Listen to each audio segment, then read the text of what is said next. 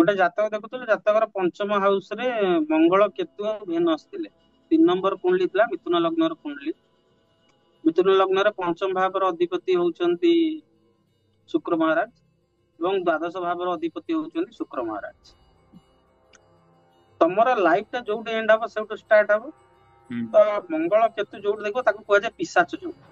ମୁଁ ତାକୁ ଯେତେବେଳେ ପଚାରିଲି ତୋର କିଛି ପାରାନର୍ମାଲ ଆକ୍ଟିଭିଟି ହୁଏ, ସେ କହ ହଁ ମୋର ହୁଏ, ମୁଁ ପୁରା ଦେଖେ କି ଏଇ ଭଳିଆ ଜିନିଷ ମତେ ଦେଖାଯାଏ, କିନ୍ତୁ ଲୋକମାନେ ମୋ ଉପରେ ବିଶ୍ୱାସ କରନ୍ତିନି। କହିଲି ମୁଁ ବିଶ୍ୱାସ କରୁଛି, କାରଣ ଏଇଟା ପୂର୍ବ ପୁଣ୍ୟ ଭାବରେ ଯେତେବେଳେ ମଙ୍ଗଳ କେତୁ ବସେ, ସେତେବେଳେ ଏଥିରୁ ପୁରା କ୍ଲିଅର ହେଇଯିବ ଯେ ପୂର୍ବ ଜନ୍ମରେ ତାକୁ ତାର ଟାଇମ ପିରିୟଡ ହେବା ପୂର୍ବରୁ ତାକୁ ଜବରଦସ୍ତି ମାରି ଦିଆଯାଇଛି ଶସ୍ତ୍ର ପ୍ରୟୋଗ କରିକି, ବା ଆକ୍ସିଡେଣ୍ଟ ହଉ, ଅପମୃତ୍ୟୁ ହେଇଛି ତାର ହୁଁ।